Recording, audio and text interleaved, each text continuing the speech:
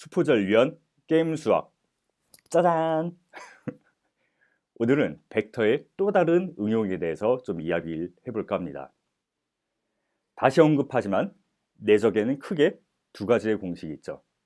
벡터 각각 벡터 A, B 길이 곱하기 코사인 세타 하는 거랑 각각의 성분끼리 곱한 거를 더해주는 거.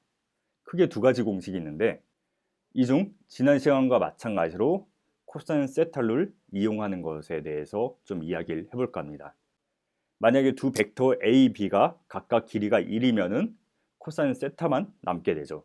그래서 이 코사인 세타가 라이팅 처리에서 사용이 될 수가 있습니다.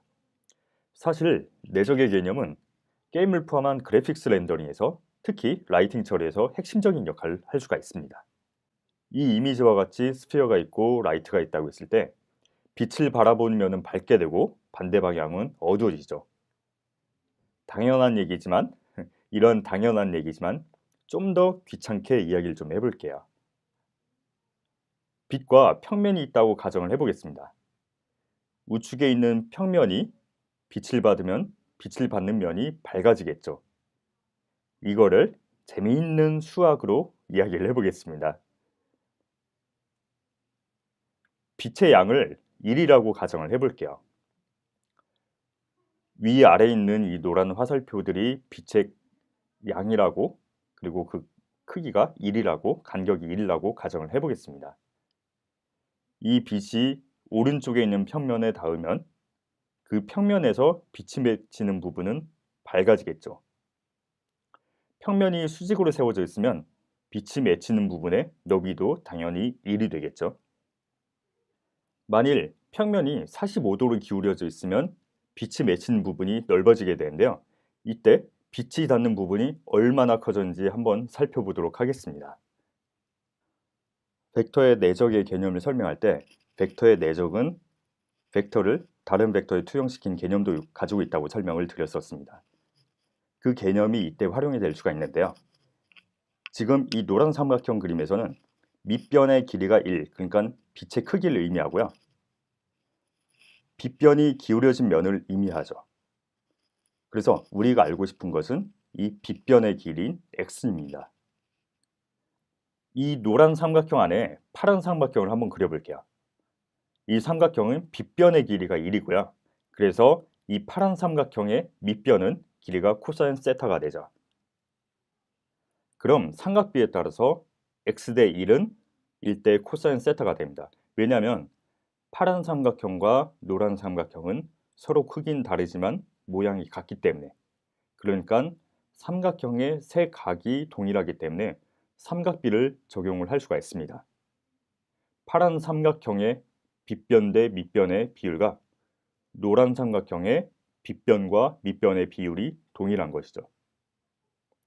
그래서 결국엔 x는 코사인 세타분의 1이라고 할 수가 있게 되는 것입니다. 즉, 면이 45도 기울여지게 되면 빛의 양이 1이라고 했을 때 빛이 닿는 면적은 약 1.4 정도로 늘어나게 됩니다. 여기서 잠깐 에너지 보존의 법칙에 대해서 이야기를 해볼게요. 아마 한 번쯤은 다들 들어봤을 거예요. 사실 중학교 때 이 개념을 배웠지만 아마 다 까먹었겠죠. 그래서 위키피디아에서는 외계 접촉이 없을 때 고립계에서 에너지의 총합은 일정하다 라고 설명을 하고 있는데 좀 말이 깨랑까랑하게 되는데 사실 앞에 조건은 그냥 신경 안 써도 되고요. 중요한 것은 에너지의 총합은 일정하다라는 것입니다. 일정한 양의 빛이 들어왔을 때 빛이라는 에너지를 받는 면적이 좁으면 그만큼 밝아지고 에너지를 받는 면적이 넓어지면 그만큼 어두워져야 된다는 그런 얘기죠. 이걸 이제 공식으로 시뮬레이션을 해보면요. 빛이 닿는 면적은 코사인 세타분의 1입니다. 그럼 빛이 닿는 면적의 밝기는 면적이 늘어나면 그만큼 빛이 어두워져야 되니까 빛이 닿는 면적의 역수가 바로 빛이 닿는 면적의 밝기가 되죠. 즉, 이를 빛이 닿는 면적 크기로 나눈 값입니다. 그래서 최종적으로는 코사인 세타를 역수로 한 것을 다시 역수로 해서 결국에는 빛이 닿는 면적의 밝기는 바로 코사인 세타가 되는 것이죠. 그래서 그래픽스에서 라이팅 연산에 벡터의 내적을 이용을 합니다. 지오메트리의 한 점이나 면에서 빛을 바라보는 벡터인 라이트 벡터와 면의 방향인 노멀 벡터, 이 두 벡터를 내적한 값을 라이팅 결과로 사용을 하는 것이죠.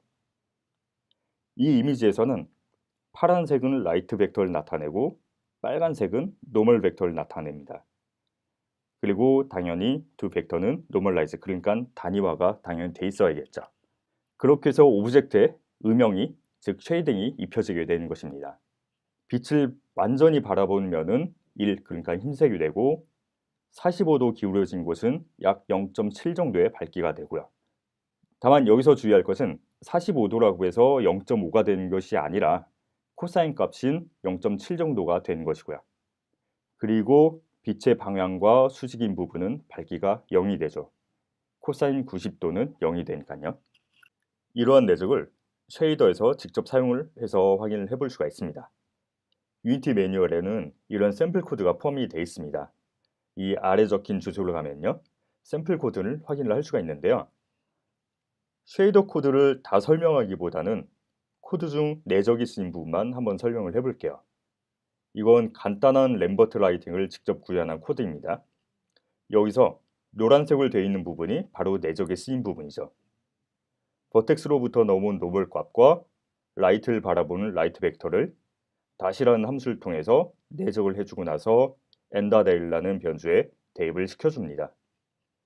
그리고 이 엔다데를 빛의 색이랑 라이트 컬러랑 알베도랑 곱해줘서 최종 컬러로 돌려주게 되는 것이죠. 이 비디오가 쉐이더 문법을 다루는 강의가 아니다 보니까 쉐이더를 스텝 바이 스텝으로 설명하거나 그러진 않겠습니다.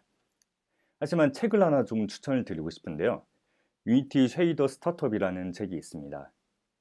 이 책은 쉐이더를 아무것도 모르는 초심자를 대상으로 차근차근 쉐이더 문법부터 시작해서 알고리즘이라든가 그런 것까지 알려주고 있어서 초심자가 쉐이더를 처음에 접근하기에 되게 괜찮은 책이에요. 물론 유니티 매뉴얼도 있긴 하지만 유니티 매뉴얼은 뭔가 스텝 바이 스텝으로 갈 수 있는 식으로 설명이 안 돼 있어서 쉐이더를 어느 정도 알고 있는 사람이 유니티용 쉐이더에 적응하기 쉽도록 그렇게 좀 구성이 돼 있고요. 그리고 또 시중에 책들이 몇 개 나와 있긴 하지만 일단 모두 번역서고, 그리고 뭐랄까 좀 공돌이가 쓴 게 티가 난다 그래야 되나? 예, 좀 그래서 이 유니티 쉐이더 스타트업이라는 책이 쉐이더를 모르는 초심자가 보기에 괜찮습니다. 그리고 보통은 다른 수학 강의들 보면은 벡터의 내적을 다루고 나면은 벡터의 외적으로 넘어가거든요. 근데 벡터의 외적을 제대로 이해를 하려면 행렬에 대해서 좀 이해를 하고 있어야 돼요. 그래서 다음 시간에는 행렬을 다루도록 할까 했다가 생각해 보니까 제가 벡터의 내적을, 그러니까 벡터를 다루는데 2년이 걸렸거든요. 그래서 행렬 넘어가면 비디오가 되게 늘어질 수도 있을 것 같아서 그 행렬로 넘어가기 전에 중간에 재밌는 것들이 어떤 것들이 있을까 좀 고민을 해보고 다음 비디오를 촬영하도록 하겠습니다. 그럼 언제가 될지 모르겠지만 다음 시간까지 안녕.